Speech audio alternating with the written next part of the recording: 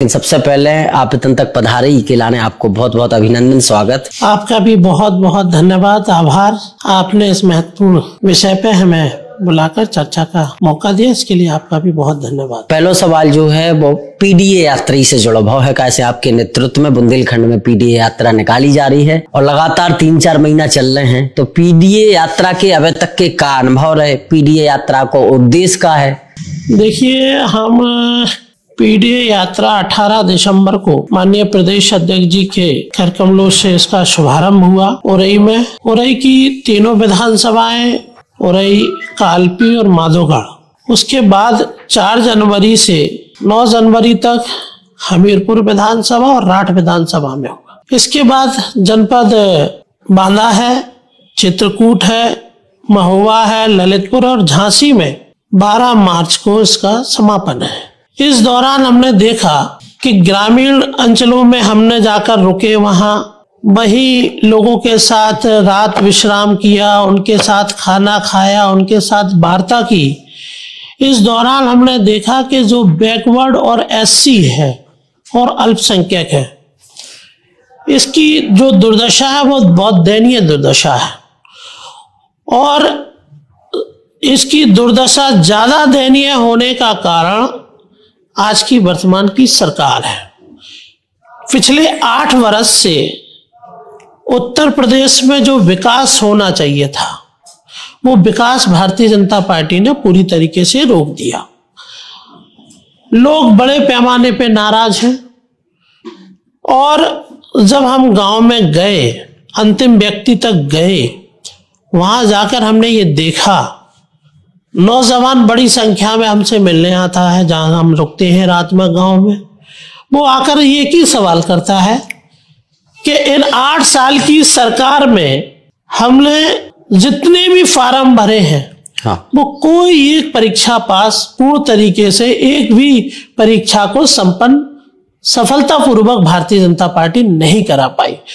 ये बड़े पैमाने पे नौजवानों में लोगों ने कहा हमसे।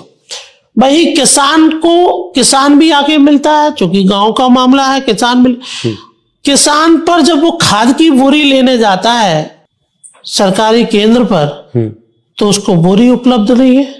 वही प्राइवेट में अगर वो बोरी लेने जाता है तो जो उसकी बोरी की कीमत है उसकी डबल पे उपलब्ध है। ये चरित्र भारतीय जनता पार्टी का है कि जहां किसान को सहूलियत देनी है वहां उनके संसाधन कम पड़ जाते हैं। जहां उनके उद्योगपति चाहते लोग हैं वहां पर खाद की कमी नहीं है। तो ये बहुत सारी बातें हमें जब गए हैं पीडीए की यात्रा को लेकर, हमने लोगों से बात की, तब ये बात हम लोगों के सामने आई। वही महिलाओं से भी बातचीत हुई। उनका भी ये कहना है कि आज जिस तरीके से महंगाई बढ़ रही है, महंगाई की चरम सीमा इस कदर बढ़ी है कि महिलाओं को जो पहले आराम से वो अपना घर चला लेती थी, अब उनको घर चलाने में भी बड़ी तकलीफ झेलनी पड़ रही है। तो पूरी जनता परेशान है। और इसी का, चूंकि उत्तर प्रदेश देश का सबसे बड़ा प्रदेश है, यहाँ पार्लियामेंट में आपने देखा कि इनसे नाराज होकर, इनकी नीतियों से नाराज होकर इन्होंने जो एक नफरत का माहौल खड़ा कर दिया पूरे उत्तर प्रदेश में, उससे लोग बाग नाराज हुए और भारतीय जनता पार्टी को बुरी तरीके से यहाँ हरा दिया। बुंदेलखंड में भी आप अगर नजर डालेंगे तो 4 सीटें हैं पार्लियामेंट की, हाँ, 4 सीट में से उन्होंने 3 सीटें हरा दी। तो जनता नाराज है और जनता मन बना चुकी कि आने वाले समय में समाजवादी पार्टी की पूर्ण बहुमत की सरकार बनाने के लिए जनता मन बना चुकी। आप बुंदेलखंड में पीडीए यात्रा निकाल रहे हैं, लेकिन बुंदेलखंड से सीधे अपन बॉर्डर पे पहुंचो, बाहर निकलो। आपके विधायक रह चुके इरफान सोलंकी, उनकी वाइफ अब विधायक हैं नसीम सोलंकी। आज उनसे बातचीत को एक ऑडियो बहुत जोरन पे वायरल हो रहा है, बहुत चर्चाओं में है, आप तक पहुंचो। बिल्कुल, मीडिया के माध्यम से वो ऑडियो हमने सुना है। एक आजाद हिंदुस्तान में इस तरीके का बर्ताव एक महिला से भारतीय जनता पार्टी का कार्यकर्ता या नेता कर रहा है, ये बहुत दुर्भाग्यपूर्ण बात है। ऐसे लोगों के ऊपर कार्रवाई होना चाहिए, इन्हें जेल जाना चाहिए और पार्टी को भी इन पर तुरंत एक्शन लेते हुए इनको पार्टी से बाहर का रास्ता दिखाना चाहिए। आखिर भारतीय जनता पार्टी का जो चरित्र है, ये जो नेता का बयान है कानपुर का, कोई चड्ढा कर कर है, ये भारतीय जनता पार्टी का चरित्र है जो चड्ढा साहब ने उजागर कर दिया। एक महिला विधायक से इस तरीके की वार्तालाप, इन्हें शर्म आनी चाहिए। लेकिन क्या करें, वो तो उनकी पाठशाला में इस तरीके की भाषा ही पढ़ाई जाती है। नफरत फैलाने वाले लोग मोहब्बत से बात कहाँ करते। तो जो जिस तरीके की वो गाली गलौज कर रहा है एक महिला विधायक के साथ, इस तरीके की बदतमीजी, हमें नहीं लगता कि कहीं अच्छी बात है। ऐसे लोगों पर कड़ी से कड़ी कार्रवाई हो और ऐसे लोगों को जेल भेजना चाहिए। आपको याद होगा समाजवादी पार्टी की सरकार थी, तो वही हम लोगों ने महिलाओं के सम्मान के लिए, उनकी रक्षा के लिए 10-90 जैसी योजनाएं चलाई। जहां ग्रामीण क्षेत्र में आपने देखा भी है कि अगर कोई महिला प्रेग्नेंट होती है तो उसके लिए सहूलियत के लिए हम लोगों ने वाहन चलाए और उसको एक भत्ता भी दिया जाता था। लेकिन आज की सरकार ने ये महिलाओं का सम्मान करना नहीं जानती। ये महिलाओं से बरगलाकर वोट ले लेते हैं, लेकिन वोट के बदले में उन्हें गाली देते हैं। ये इनका भारतीय जनता पार्टी का चरित्र है जो आज सुनने को मिल रहा है और देखने को मिल रहा है। वहीं आपने देखा कि इसी चुनाव के उपचुनाव के दरमियान पुलिस वाले दरोगा जी महिलाओं पे पिस्टल तानना है। कई चैनलों ने दिखाया, कई चैनलों ने नहीं दिखाया। तो ये तो इनका, चाहे सरकार में प्रशासनिक अधिकारी हो या इनकी इस पार्टी के नेता हो, कार्यकर्ता हो, इनका चरित्र उजागर है। ये महिलाओं का कभी सम्मान ना करते थे, ना करते हैं। समाजवादी पार्टी तो एक ऐसी पार्टी है जो साइकिल पे चलने वाले व्यक्ति को भी चुनाव लड़ा देती है और सदन में भेज देती है। जीता जागता उदाहरण आपके सामने है। बहन फूलन देवी जी को आपने देखा कि वो जेल में थी, 11 साल से बंद थी। स्वर्गीय श्रद्धेय नेताजी की नजर गई, उन्हें जेल से निकाला और जेल से निकाल के देश की सबसे बड़ी पंचायत में भेजने का काम समाजवादी पार्टी ने किया। जब पार्टी का नेतृत्व ये मानता है कि गरीब कार्यकर्ता हमारे दल में, हमारे बीच में है और अगर वो पेंटिंग नहीं करा पा रहा, बड़े बड़े लोग करा रहे हैं, तो उन्होंने एक संदेश दिया है, इसका सबको पालन करना चाहिए था, हमें लगता। और जनता के बीच में नेताओं को अभी से जाना चाहिए, क्योंकि भारतीय जनता पार्टी अगर आप देखेंगे तो जिस तरीके से उन्होंने चुनाव लड़ा और बेईमानी की, अगर हम पब्लिक के बीच में जाएंगे, पब्लिक से बात करेंगे, पब्लिक के साथ रहेंगे, तो वो हमारा साथ सहयोग देगी। अगर हम पब्लिक के बीच में नहीं गए तो ये भारतीय जनता पार्टी के लोग तो फिर गुमराह कर देंगे। तो इसलिए जो नेतृत्व ने बात कही वो अच्छी बात है और सब कार्यकर्ताओं को लगकर उसका पालन करना चाहिए। झांसी में एक चर्चा बहुत जोर शोर से चल रही है कि आगामी 2027 के चुनाव में हो सकत झांसी की कई सीटन पे बड़ी उठापटक देखने को मिले। चर्चा चल रही है ऐसी कछु? देखिए, झांसी, जहां तक झांसी जनपद और बुंदेलखंड की 19 सीटों की बात है, नेतृत्व ये मन बना चुका है। जिस तरीके से पीडीए का फार्मूला हम लोगों ने पार्लियामेंट इलेक्शन में लगाया, वहीं आपने देखा कि पीडीए को लोगों ने बहुत पसंद किया। राष्ट्रीय नेतृत्व का भी, राष्ट्रीय अध्यक्ष जी का भी साफ संकेत है कि हम इस पीडीए के फार्मूले को जो पार्लियामेंट में चला और कामयाबी पार्टी को मिली, जनता का विश्वास बढ़ा, हम इस विश्वास को कम नहीं होने देंगे, इस विश्वास को आगे ले जाएंगे। 19 सीटों पे हम ये कह सकते हैं कि इस बार पीडीए की जो संख्या है, पिछड़ा, दलित, आदि आबादी, अल्पसंख्यक, इसकी जो संख्या है वो बड़े पैमाने में समूचे उत्तर प्रदेश में, हम ये कह सकते हैं विशेष रूप से बुंदेलखंड और झांसी में भी दिखाई देगी। ये हम भरोसा दे सकते हैं।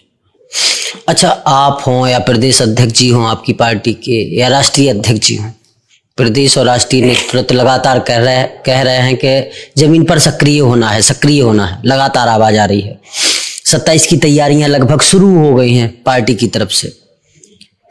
यहाँ नगर निगम में 300 करोड़ रुपए की घोटाले की बात कही जाती है खुद मेयर के द्वारा। इसके बाद समाजवादी पार्टी, छात्र सभा और कुछ युवा नगर निगम के गेट पर ताला जड़ देते हैं, विरोध प्रदर्शन करते हैं, उन पर मुकदमा भी लिखा जाता है।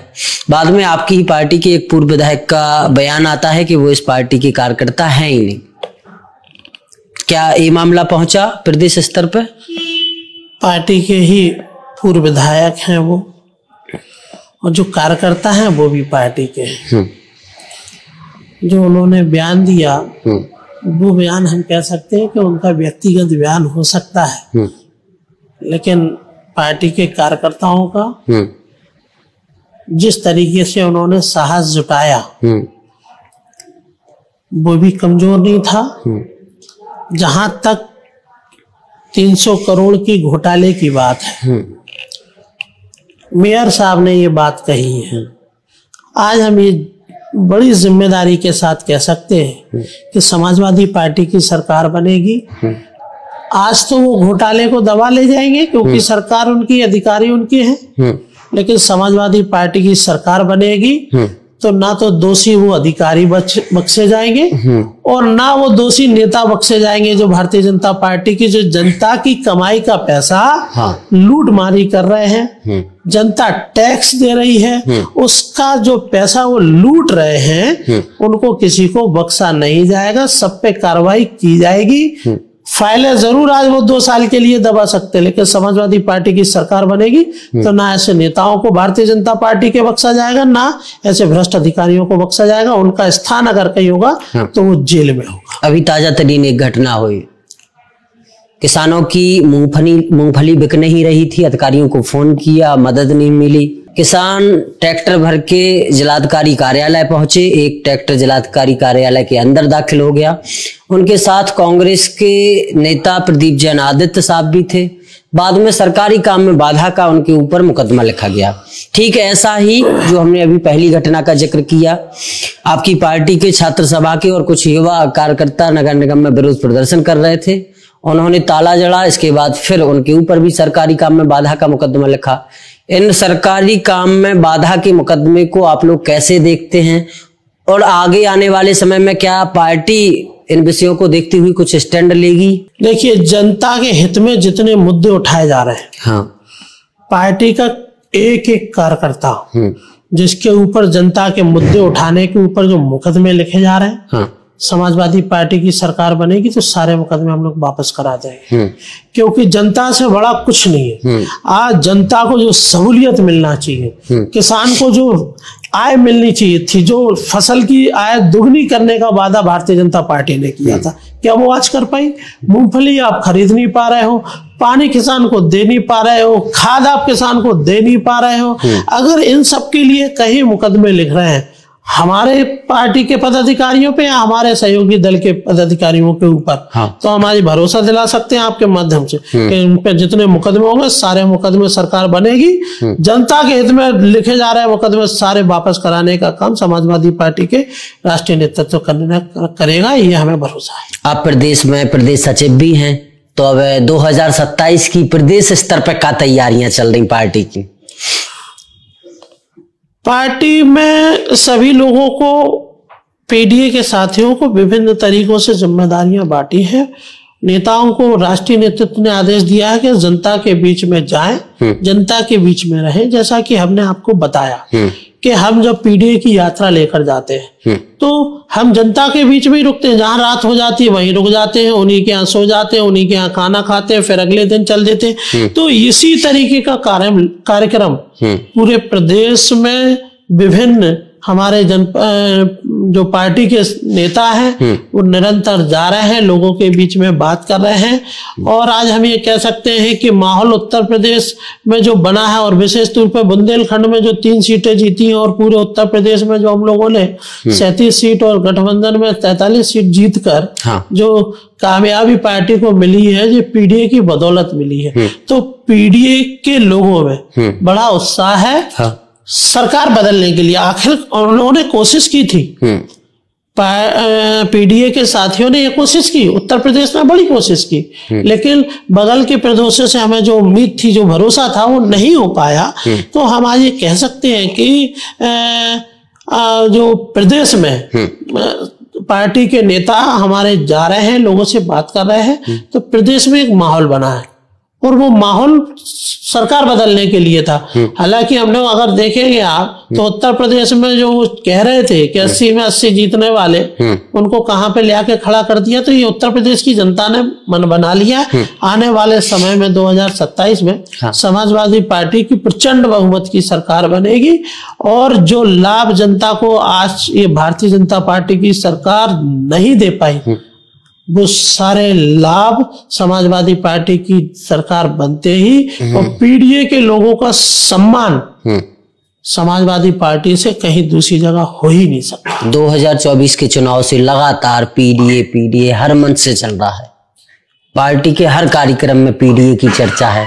आप खुद पीडीए यात्रा निकाल रहे हैं। पीडीए का फुल फॉर्म क्या है? कुछ कहते हैं पिछड़ा दलित अल्पसंख्यक, कुछ कहते हैं पिछड़ा दलित आदिवासी। फॉर्मूला क्या है, फुल फॉर्म? पीडीए का फुल फॉर्म तो जो आपने कहा, पीडीए का पी से पिछड़ा, दलित, अल्पसंख्यक, ए में 4 है। अल्पसंख्यक, आदि आबादी, महिला, आदिवासी, और अगले वो जो सोशलिस्ट है, जिसकी विचारधारा हिंदुस्तान को आगे बढ़ाने की है, विचारधारा मोहब्बत को आगे रखने की है, वो अगड़े भी इसमें है। तो ये जो पीडीए है, इसमें जो अगड़े, हम कई बार ये कहा जाता है कि पीडीए में तो फिर अगड़ा कहा। हाँ। लेकिन अगड़े में आप देखोगे, जनेश्वर मिश्रा हमारी पार्टी के तो नेता है, राम मनोहर लोहिया, ये जो आप नजर डालोगे तो जहां मौका मिलता है, लेकिन वही अगड़े जो समाजवादी विचारधारा को लोगों में मोहब्बत का पैगाम लेकर जाने वाले हैं, हाँ। उनका सम्मान है, यही पीडीए है। और ये पीडीए के लोग, हम जब गांव में जाते हैं, विभिन्न जनपदों में जा रहे हैं, तो बड़े पैमाने पे लोगों का जो भरोसा पार्टी से के ऊपर बढ़ रहा है निरंतर, वो आप देखेंगे आने वाले 2027 में यही पीडीए के लोग। आप देखो, भारतीय जनता पार्टी 2014 से फुल बहुमत की सरकार में आ रही थी। हाँ। अकेले दम पर सरकार बना रहे थे। हाँ। चाहे 14 का चुनाव हो, 17 का चुनाव हो, 19 का चुनाव हो, 22 का चुनाव हो, जब पार्टी के राष्ट्रीय अध्यक्ष जी ने पीडीए फार्मूला लागू कर दिया और धरातल पर उतार दिया, तो ये भारतीय जनता पार्टी की सरकार एनडीए पे आ गई। आज उनके पास एनडीए की सरकार है, बीजेपी की सरकार नहीं है। लेकिन इसी एनडीए की सरकार को आज हम कह सकते हैं कि ये पीडीए के लोग हटाकर 2027 में समाजवादी पार्टी की सरकार बना देंगे।